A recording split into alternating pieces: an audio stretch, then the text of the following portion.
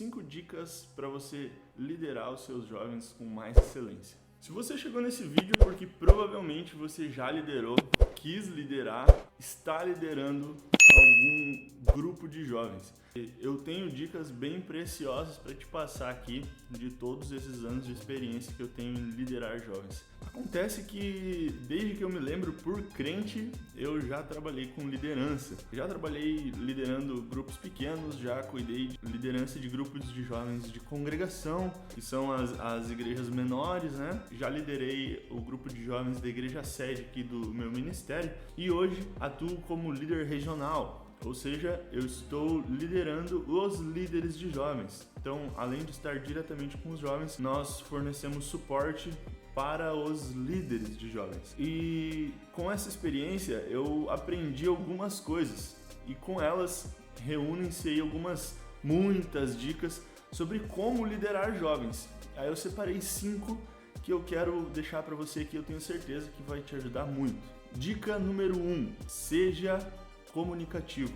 Gregory, mas eu sou uma pessoa comunicativa, eu falo muito bem. Mas a questão aqui não é essa. A questão aqui é a concorrência.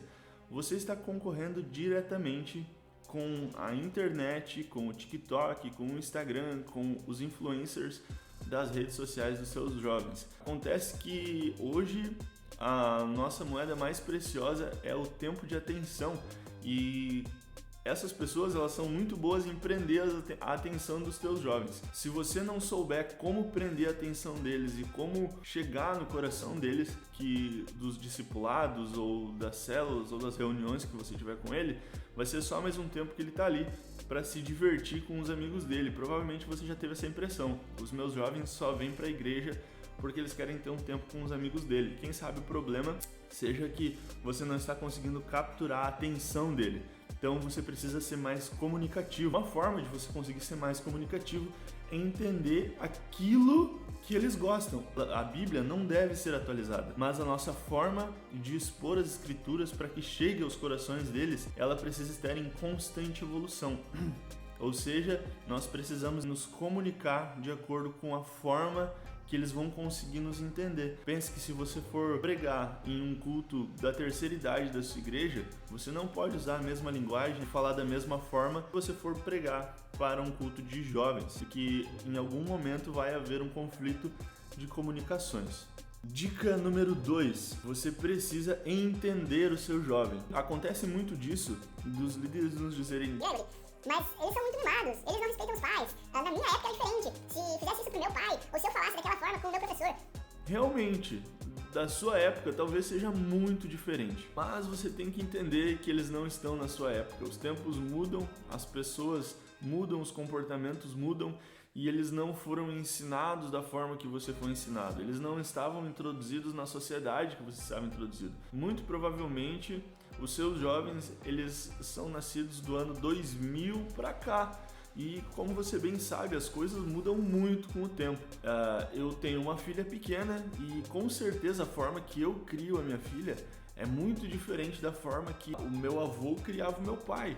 Porque as situações são diferentes, os problemas e os desafios também são diferentes. Então você tem que saber se colocar no lugar do seu jovem e compreender isso. Por enquanto você olhar para isso apenas como uma barreira, você não vai ter acesso, novamente, você não vai ter acesso ao coração dele.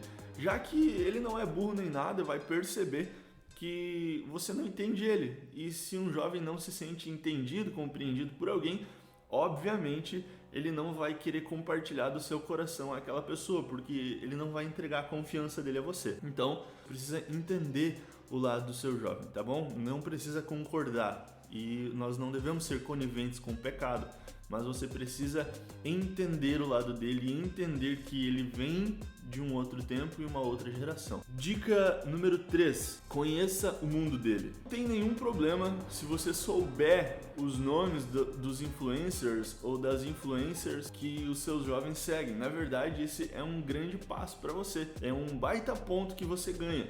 Você precisa sim saber disso, e embora talvez isso soe meio careta para você, ou meio controverso, você precisa saber aonde o seu jovem está inserido. E isso tem um pouco a ver com a dica anterior. Você precisa saber aonde o seu jovem está inserido. E para você saber onde ele está inserido, você precisa participar do mundo dele. Você precisa entender do que está acontecendo nas redes sociais dele, o que significam as gírias dele. Eu, por mais que tente me atualizar o máximo possível, vez ou outra eu estou conversando com um jovem e ele me fala uma gíria que eu nunca tinha ouvido na vida e eu fico... porque ele está em uma geração diferente da minha e acaba que a gente não consegue acompanhar. Mas nós precisamos dedicar um certo esforço para conseguir alcançar o coração dos nossos jovens e para isso a gente precisa falar a língua deles. E aí entra na dica número 4. Se torne exemplo para os seus jovens. Uma coisa que eu sempre senti muito orgulho é quando eu discipulava um jovem, aí até aconteceu esses dias atrás. Um jovem veio me perguntar sobre uma questão, o que eu achava, se era pecado ou não, o que a Bíblia dizia. Expliquei para ele o que a Bíblia dizia e qual era a minha opinião, o que eu achava, aconselhei ele. E ele parecia ok, satisfeito, tirou as dúvidas, ok. Alguns dias depois, alguém fez a mesma pergunta para ele numa caixinha de perguntas no story do Instagram. E ele deu exatamente a mesma resposta que eu dei para ele. Claro que da forma dele, mas foi uma maneira de perceber como aquilo que eu falei para ele entrou no coração dele. Ele levou o que eu ensinei para ele como um ensinamento ou como de fato um ensino bíblico. Aquilo entrou no coração dele. E se isso entrou no coração dele, então legal, missão cumprida. Eu me senti muito orgulhoso porque eu consegui alcançar o coração dele. E nós precisamos nos colocar como exemplo para os nossos jovens, já que os nossos jovens precisam de referências. Se nós deixarmos eles sem referência de como ser um bom cristão, de como ser de fato parecido com Cristo, os nossos jovens vão acabar procurando referências em outros lugares. E o que nós menos queremos é que artistas que corromperam a cultura no mundo influenciem os nossos jovens. Porque nós bem sabemos que a cultura está completamente corrompida, ainda mais a nossa cultura atual. Nós não queremos que os nossos jovens sejam atacados pela sexualização na música, por exemplo, ou que as séries que corrompem os costumes ou que corrompem os princípios cristãos influenciam os nossos jovens. E pode ter certeza que a cultura, a mídia, ela é muito boa em influenciar pessoas, muito boa. Inclusive, ela, infelizmente, a mídia no mundo é muito melhor do que a igreja no quesito de influência. Eles sabem muito bem como mostrar para o jovem quem o jovem precisa ser. E se nós não nos colocarmos como exemplo, se eles não nos verem como exemplo, nós nunca vamos conseguir competir com eles. Faça as contas. O seu jovem passa, digamos que 2 horas na semana com você, num discipulado, ou numa célula, ou num grupo pequeno, e mais 2 horas em um culto de jovens. Então, você tem uma média de 4 horas por semana com o seu jovem. Na escola, ele tem 4 a 5 horas por dia sendo influenciado por outros 25, 30 colegas dele. Colegas que ele pode sim estar sendo influenciado por eles, porque eles aprenderam ou sabem, ou às vezes até de forma inconsciente, conseguem influenciar o seu jovem, certo? Então você precisa ser exemplo para o seu jovem. Por isso, todas as outras 3 dicas anteriores também valem. Você precisa ter acesso ao coração dele, falar a linguagem dele, mas você precisa ser exemplo, ele precisa olhar para você e pensar, eu quero ser que nem fulano. E a 5ª dica, seja liderado por Jesus.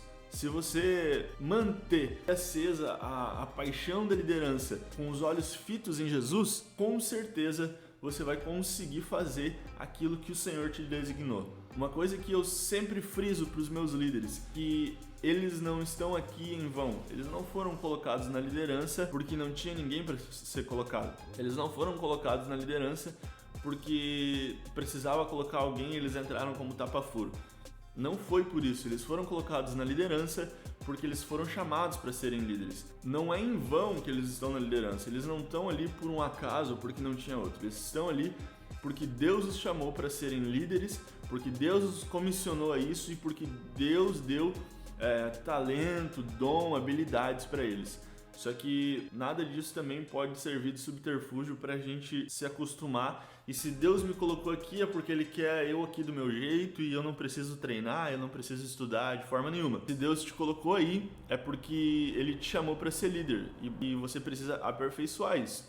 Da mesma forma como a parábola dos talentos. O Senhor deu os talentos aos trabalhadores e era obrigação deles, era dever deles multiplicar os talentos.